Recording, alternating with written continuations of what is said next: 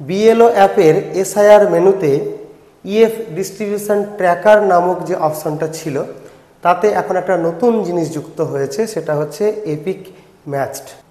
এই ভিডিওতে আমি সেই জিনিসটা নিয়ে আলোচনা করব, সেই সঙ্গে আরও আনুষঙ্গিক যে সমস্ত জিনিসগুলো রয়েছে, অর্থাৎ নতুন নতুন যে আপডেট এসেছে আমাদের এই বিএলও অ্যাপের এসআইআর মেনুতে, বিশেষ করে ইএফ ডিস্ট্রিবিউশন ট্র্যাকারে, সেই জিনিসটা নিয়ে কিন্তু এখন আমি আলোচনা করব।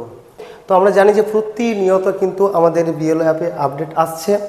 আজ একটা ভিডিও করছি, পরের দিন ভিডিওতে আবার একটা অন্যরকমের বিষয় চলে আসছে। তো দেখুন, সেই বিএলও অ্যাপের এপিক ডিস্ট্রিবিউশন ট্র্যাকারে আমরা যাব। তো তার জন্য এটা বিএলও অ্যাপের আমাদের যে হোম পেজ বা ড্যাশবোর্ড, এবার এখানে আমরা স্ক্রল করে নিচে আসব, তারপরে দেখতে পাবো যে স্পেশাল ইন্টেনসিভ রিভিশন বা এসআইআর যে মেনু, সেটা এখানে দেখতে পাবো। এইখানে এবার টাচ করার পরে প্রথমে আমরা পেয়ে যাব যে ইএফ ডিস্ট্রিবিউশন ট্র্যাকার।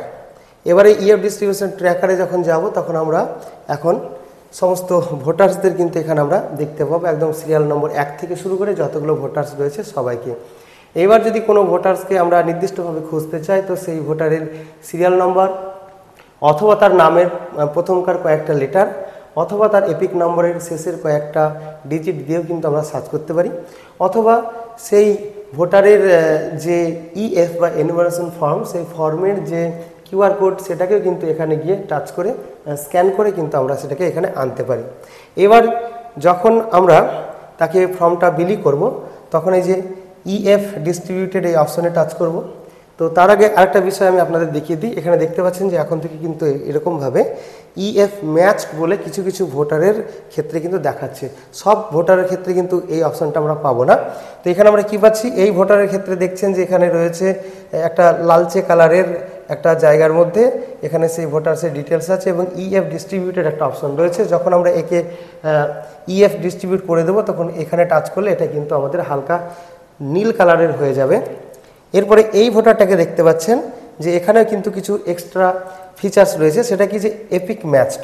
এই এপিক ম্যাচ বিষয়টা হচ্ছে যে এই সমস্ত ভোটার্সদের 2002-এর যে এসআইআর হয়েছিল বা 2002-এর যে ভোটার লিস্ট, তার সঙ্গে কিন্তু এর এপিক কার্ডটা ম্যাচ করে গিয়েছে, মানে একদম ডাইরেক্ট ম্যাচিং হয়ে গিয়েছে। এবার 2002-এর এপিক নম্বর যদি কারো চেঞ্জ হয়ে গিয়ে থাকে, তো সেক্ষেত্রেও কিন্তু এক্ষেত্রে তার ডাইরেক্ট ম্যাচড হয়ে গিয়েছে। এবার একে যখন আমরা ফর্মটা দিয়ে দেব, তখন আমরা ঠিক একই রকমভাবে ইএফ ডিস্ট্রিবিউটেড এই অপশানে ক্লিক করব এবং এটা ক্লিক করার সঙ্গে সঙ্গে এটা হয়ে যাবে আমাদের এরকম ধরনের হালকা নীল কালারের।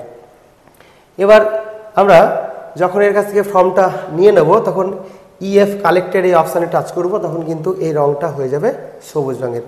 এবারে যে ইএফ ম্যাচ যে অপশানটা রয়েছে, এই ইএফ ম্যাচ অপশানে আমরা টাচ করলে কিন্তু গত এসআইআরের অর্থাৎ 2002 সালে সেই ভোটার্সের ডিটেলস কিন্তু এখানে দেখাবে। তার নাম, এপিক নম্বর, রিলেটিভ নেম, অর্থাৎ এপিক নম্বর বলতে এখানে 2002-এ যেটা ছিল সেটা দেখাবে, তার রিলেটিভের নাম, রিলেশন টাইপ দেখাবে, পার্ট নাম্বার দেখাবে, পার্টের নেম দেখাবে, অর্থাৎ যা যা ডিটেলস ছিল 2002-এর এসআইআরে সব কিছুই কিন্তু এখানে সব দেখিয়ে দেবে।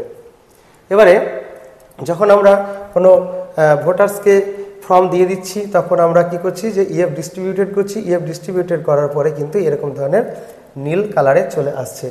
তারপরে কিন্তু এখানে আরেকটা অপশান আমাদের থাকা উচিত ছিল, সেই অপশানটা এরকম ধরনের যে যখন আমরা তার কাছ থেকে ওই ফর্মটাকে কালেক্ট করব, তখন মার্ক কালেক্টেড করব, কিন্তু দেখতে পাচ্ছেন যে অপশান নেই।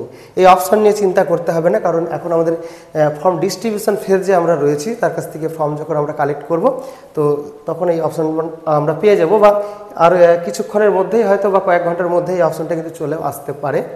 তো এইটা হলো বিষয়। এরপরে রয়েছে যে যখন আমরা ফর্মটাকে তার কাছ থেকে নিয়ে নেব, তখন যখন আমরা এরকম করে দেবো মার্ক কালেক্টেড, তখন কিন্তু হয়ে যাবে এরকম সবুজ কালারের। তো আপনি কতগুলো ভোটারকে ফর্ম বিলি করেছেন, কতজনের কাছ থেকে ফর্ম ফেরত নিয়েছেন, সেটা যদি দেখতে চান তো আপনি সেটা দুইভাবে দেখতে পারেন। প্রথমত এখানে যেটা রয়েছে যে কালার কোড যে ইনফো রয়েছে, এখানে টাচ করলেই কিন্তু আপনাকে কালার ওয়াইজ দেখিয়ে দেবে। তো দেখতে পাচ্ছেন যে ইএফ নট কালেক্টেড, এখনও কালেক্ট করা হয়নি, সেই সংখ্যা 0। তারপরে ইএফ নট ডিস্ট্রিবিউটেড, এখনও ডিস্ট্রিবিউট করা হয়নি, এটা হচ্ছে 892, এটা আমার পার্টে। ইএফ কালেক্টেড, একজনের মাত্র ইএফ কালেক্ট হয়েছে এই মুহূর্ত পর্যন্ত, অর্থাৎ প্রথম দিন আমি ফিল্ডে গিয়ে এই কাজটুকুই করেছি। এবার ইএফ ডিস্ট্রিবিউটেড, আমি ডিস্ট্রিবিউট করেছি এখনও পর্যন্ত 23টা ভোটারকে ইএফ দিয়েছি, তাহলে টোটাল আমার ভোটার হচ্ছে 916 এই হচ্ছে হিসাব। তো এরকমভাবে আমি যেমন দেখতে পারি। এবার কাকে কাকে আমি ফর্ম দিয়েছি বা কার কাছ থেকে ফর্ম নিয়েছি বা কার কাছ থেকে এখনো নিতে পারিনি সেটা জানতে চাইলে আমাকে সিলেক্ট টাইপ এই অপশনে যেতে হবে। এবার সিলেক্ট টাইপ অপশনে গেলেই কিন্তু আমরা ওইখানে একটা অপশন পেয়ে যাব বেছে দেওয়া, অর্থাৎ এরকম ধরনের এই অপশনগুলোই আবার থাকবে। তো সেখান থেকে আমরা যেটা মানে যে অপশনে টাচ করব সেইগুলো আমাকে দেখাবে। তো কজনকে আমি ফর্ম দিয়েছি সেখানে টাচ করলে পরে ফর্ম দেওয়া ভোটার যেটা দেখাবে, কার কাছ থেকে ফর্ম নিয়েছি সেখানে টাচ করলে আবার সেইগুলো দেখাবে। তো এরকমভাবে কিন্তু এই সমস্ত বিষয়গুলো আমাদের সামনে চলে আসবে। তো দেখতে পাচ্ছেন যে প্রতিনিয়ত কিন্তু আমাদের বিএলও অ্যাপে নতুন নতুন ফিচার্স কিন্তু চলে আসছে। তো আপনারা কেউ যদি আপনাদের বিএলও অ্যাপে এই ফিচার্সগুলো না পেয়ে থাকেন তো সেক্ষেত্রে আপনাদের বিএলও অ্যাপটাকে কি করতে হবে, আপডেট করতে হবে। এবার বিএলও অ্যাপ দেখবেন যে আপডেট করেও কিন্তু কাজ করে না, সেক্ষেত্রে আপনাকে যেটা করতে হবে সেটা হলো যে আপনারা বিএলও অ্যাপটাকে আনইনস্টল করবেন। আনইনস্টল করার পরে সেটাকে আবার পুনরায় ইনস্টল করবেন, দেখবেন তাহলে কিন্তু কাজ হয়ে যাবে। এবার আপনারা সবসময় কিন্তু বিএলও অ্যাপের লেটেস্ট ভার্সন ব্যবহার করবেন, তাহলে কিন্তু আপনারা এই সমস্ত ফিচার্সগুলো পেয়ে যাবেন। তাহলে এটুকুই ছিল এই ভিডিওটির আলোচনা। আবারও ফিরে আসছি নতুন কোনো ভিডিওতেই নতুন কোনো আপডেট নিয়ে।